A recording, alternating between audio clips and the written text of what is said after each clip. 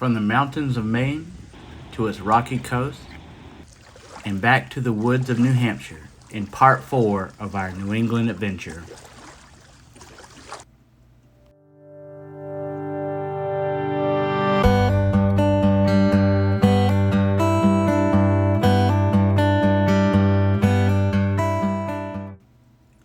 After camping in White Mountains National Forest, we crossed the Peabody River and headed to Maine from New Hampshire. From US Route 2, we turned south onto Highway 113.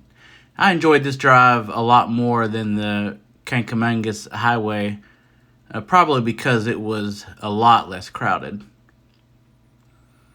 It was just a few weeks before this road closes for the season, as it's not open in winter. This is also part of the White Mountains National Forest. The best view that you get along this road is at Evans Notch, which looks east and southeast towards the Maine and New Hampshire border, and really provided some beautiful color here in spite of the gray weather. I was really stunned by just how beautiful all the trees were here in autumn, even compared to all the beauty that I see in the Blue Ridge Mountains in North Carolina. The Subaru really treated us well on this trip. Made it up to Mount Washington and along all the roads just fine. Evans Notch was a really beautiful place to stop and take a break, and then it was on south through Maine, taking a lot of back roads, and we entered into Portland.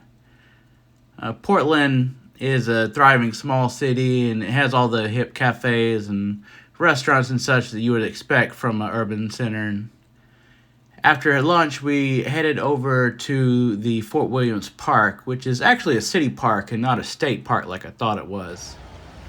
Yesterday, we were on top of a 6,000-foot mountain touching a patch of snow, and today we're touching the Atlantic Ocean. Once you get there, New England really feels close together. I'm not used to such small states. And in North Carolina, you can drive in one direction and be in the mountains in 3 hours, or the other direction and be at the coast in 2 hours, but they feel much further apart here. The jewel of Fort Williams Park, of course, is the Portland Head Lighthouse, which was a nice hike from the playground area over to it. The thing to see in Maine, of course, is lighthouses, and this one's really great. Here you'll find a small museum and a gift shop that's worth checking out, and no, you can't go up inside the lighthouse itself, we asked. If you're wondering like I was, it's Marshall Point Lighthouse further up north, which was the one that Forrest Gump ran to in the film. It was really beautiful getting to walk all along such a rocky coast, which is not something I'm used to down the southeast, where all the coastline is just sandy beaches.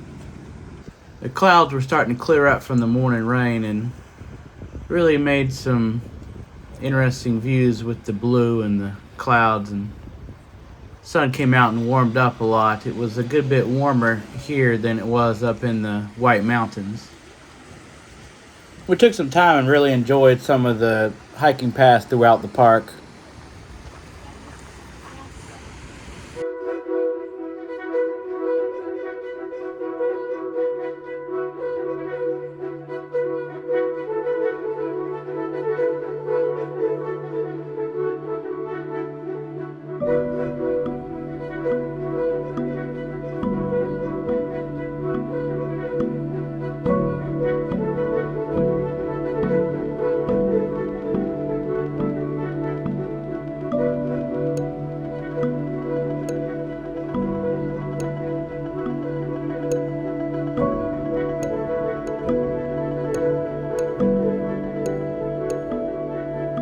After exploring Fort Williams Park, we turned south and started heading back towards home a little bit, and having looped through Vermont, New Hampshire, and Maine, we were once again back in southern New Hampshire at Pawtuckaway State Park, where we'd be camping for the night. It's located on the shores of Pawtuckaway Lake, and it's roughly halfway between Manchester and Portsmouth, New Hampshire, about 18 miles north of Massachusetts, by the way the crow flies. This state park really didn't feel very different from many of the lakeside campgrounds that I frequent down in North Carolina. And while I really enjoyed our trip to New England, I had the thought that this is a really long way to go to camp in the woods. And what I mean is that the Appalachians of North Carolina and the Appalachians of New England are more similar than they are different. They aren't different like the Rockies in central Colorado or the vast high plains of Wyoming or the windswept desert of New Mexico. I love this trip, but there's just something in me that says when I travel a really long way to camp that I want to travel to more wide open spaces since I've lived my entire life in the forested southeast. Still, any day spent camping is better than a day spent at work, I would say.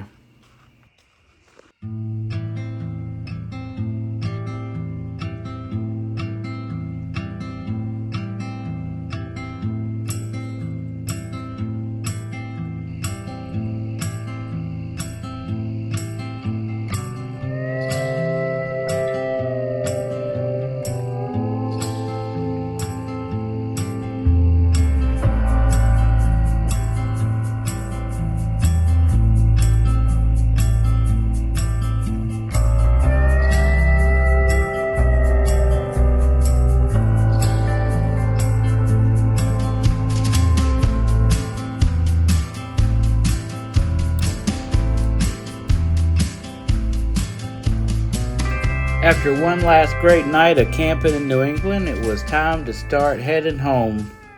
We stopped and took in some of the local wetlands here at the state park and really enjoyed the morning beauty before we tried to make a lot of miles today. We'll be taking a little bit of a convoluted route.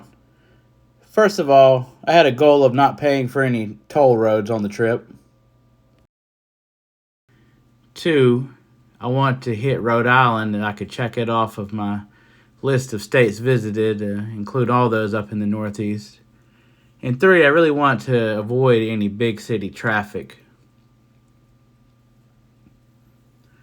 So we ended up skirting around Boston and then we dipped down into Rhode Island to check that off the list before crossing into central Connecticut. Crossing the river in Hartford, a city that is a bit larger than I expected it to be, that provided the only slowdown of the day of about 10 minutes.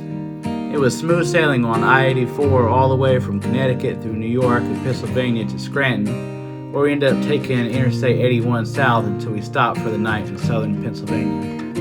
Then the next morning we knocked out the rest of the miles and returned home. A great trip overall.